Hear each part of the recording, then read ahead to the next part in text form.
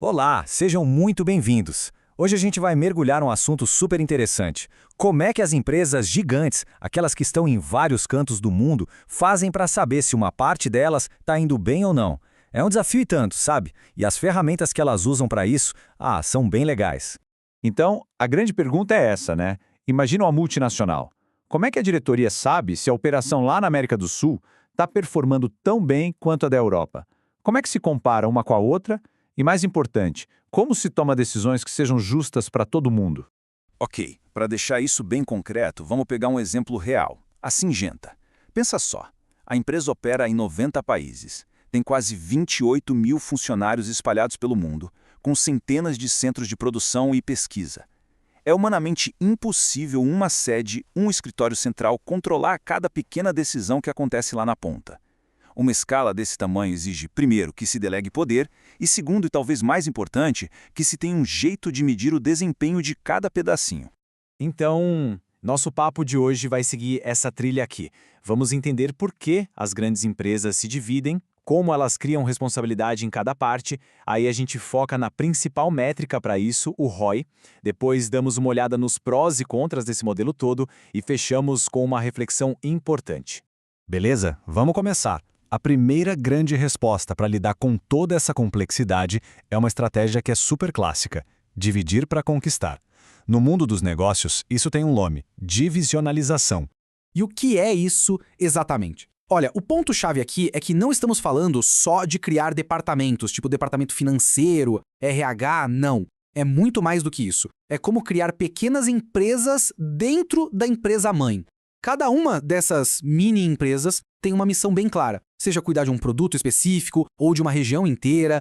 Mas por que fazer isso, né? Bom, tem alguns motivos bem fortes. Primeiro, para conseguir lidar com mercados que são totalmente diferentes. O jeito de vender no Brasil não é o mesmo do Japão. Segundo, para buscar mais eficiência, as famosas economias de escala. E, o que é fundamental, para dar autonomia para quem está lá na ponta, no dia a dia. Um gerente local conhece o cliente, conhece a cultura, então ele consegue tomar decisões bem mais rápidas e espertas. Tá, beleza. A empresa se dividiu em várias partes. E aí? Como é que se garante que cada uma está fazendo o que precisa ser feito? É aqui que entra um conceito super importante: os centros de responsabilidade. Pensa assim, cada uma daquelas mini-empresas que a gente falou é um centro de responsabilidade. E cada um tem um gestor, um responsável. Essa pessoa ganha autoridade para tocar aquela área, mas, em troca, ela é cobrada pelos resultados. Só que resultado pode significar coisas bem diferentes dependendo do centro. Vamos dar uma olhada nos tipos. O primeiro tipo, e o mais direto ao ponto, é o centro de receitas. Aqui, o nome já diz tudo, né? O foco do gestor é um só: vendas. Vender, vender e vender. O exemplo clássico é o departamento de vendas de qualquer empresa. A galera ali não se preocupa com o custo de produzir. A meta deles é trazer dinheiro para dentro. Do outro lado da moeda, a gente tem o centro de custos. A missão aqui é o contrário: eficiência. É gastar bem. O gerente de uma fábrica, por exemplo, ou o chefe do RH, é medido pela capacidade de manter tudo funcionando dentro do orçamento. A preocupação direta com as vendas não é dele. Ok, agora a coisa começa a ficar mais interessante. Chegamos no centro de lucro. Aqui, o gestor já tem um chapéu duplo. Ele precisa olhar tanto para as receitas, para as vendas, quanto para os custos. Pensa no gerente de uma loja de uma grande rede de varejo. O sucesso dele não é só vender muito, é garantir que a loja, no fim do dia, dê lucro. E no topo dessa escada de autonomia, a gente encontra o centro de investimentos. Olha, aqui o gerente tem um pacote completo. Ele não só cuida das receitas e dos custos, mas também toma decisões sobre os grandes investimentos, tipo comprar maquinário novo, construir uma nova fábrica. Ele é, na prática, quase o presidente daquela divisão. E é justamente para avaliar um centro com tanto poder que a gente precisa de uma métrica mais robusta. E com isso, a gente chega no coração do nosso papo de hoje. Como é que se mede, afinal, o sucesso de um centro de investimentos? A ferramenta mais conhecida e usada para isso é o famoso ROI, ou Retorno sobre o Investimento. O ROI basicamente responde uma pergunta super importante. Para cada real que a empresa investiu em ativos, pensa em fábricas, máquinas, estoque, tudo isso. Quanto de lucro esse investimento está gerando de volta? No fim das contas, a grande medida de eficiência do uso do dinheiro. A fórmula básica é essa aí. Bem direta. A gente pega o lucro operacional líquido e divide pelo valor dos ativos operacionais médios. Parece simples, né? E é. Mas a gente pode olhar para essa fórmula de um jeito muito mais poderoso. E aqui está o pulo do gato. A gente pode quebrar o ROI em duas partes, margem e giro. E por que isso é tão legal? Porque essa visão dá muito mais informação para o gestor. Ajuda a entender de onde está vindo o resultado. A gente está ganhando dinheiro porque a nossa margem de lucro é alta ou porque a gente está sendo super eficiente e vendendo muito com poucos ativos? Vamos olhar cada um desses componentes. O primeiro pedaço é a margem.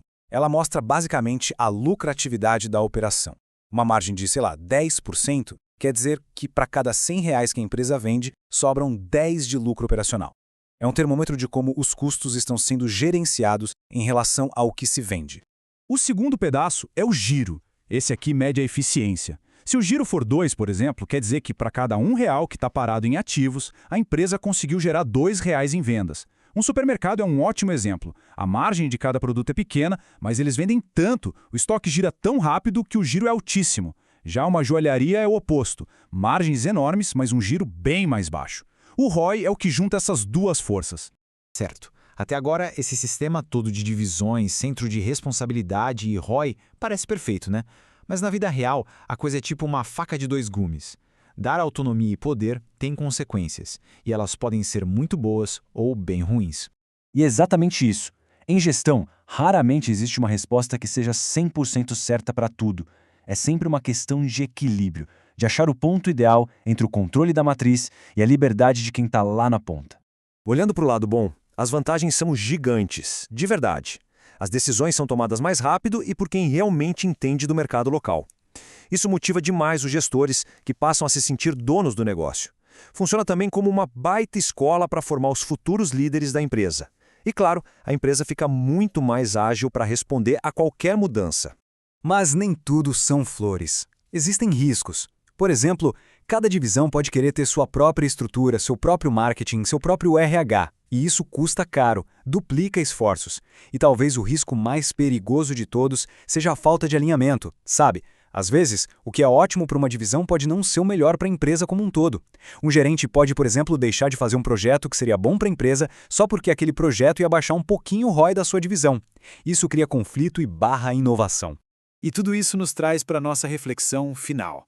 Ficar focado demais, de forma quase obsessiva, em um número só, como o ROI, pode fazer com que a gente perca de vista o quadro geral. Então fica aqui a pergunta para a gente pensar.